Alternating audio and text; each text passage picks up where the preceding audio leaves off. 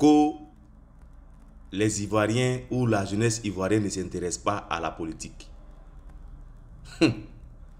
La politique ivoirienne. Bon, c'est quelle politique vous faites en Côte d'Ivoire jusqu'à un Ivoirien ou un jeune Ivoirien va aller risquer sa vie pour ça? C'est quelle politique vous enseignez à la jeunesse ivoirienne au point d'aller se livrer lui-même en sacrifice? C'est quelle politique?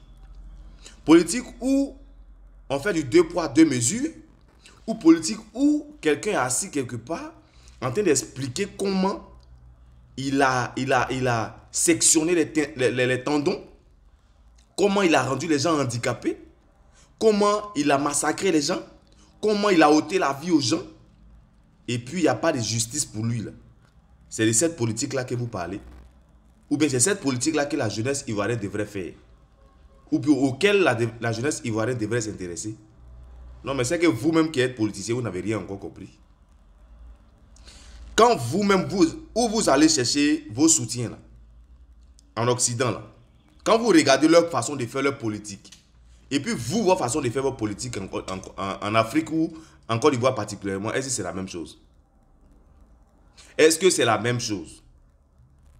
Voilà. Voilà des gens qui sont là, qui vont ailleurs, où ils pensent qu'il y a une meilleure vie. Ils vont là-bas pour aller espérer ou prétendre copier quelque chose et revenir ici faire le contraire. Quand vous allez là-bas, leur politique, là, est-ce que ça empêche les candidats d'être inscrits sur la liste électorale?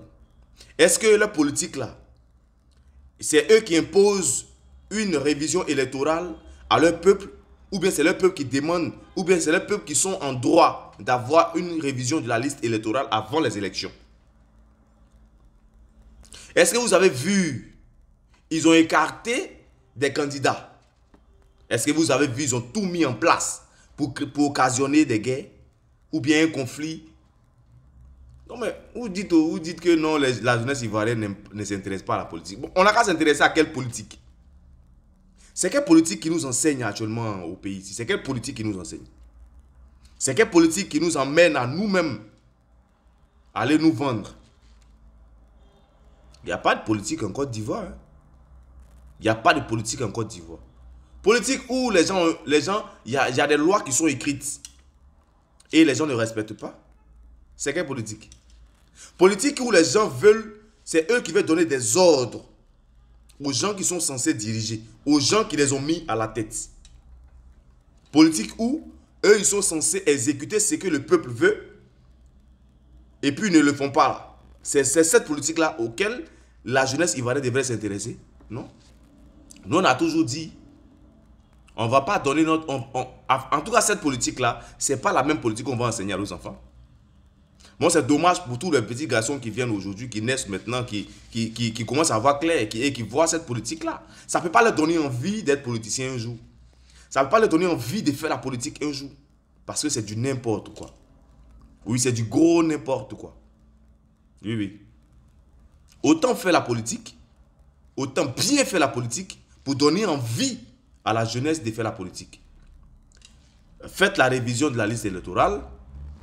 Inscrivez les noms de tous les candidats sur la liste électorale pour que vous alliez ensemble aux élections et que le meilleur gagne. C'est de ça qu'il s'agit. Et accordez la souveraineté au peuple. Défendez le peuple. Montrons au peuple qu'ils sont souverains, ils sont rois.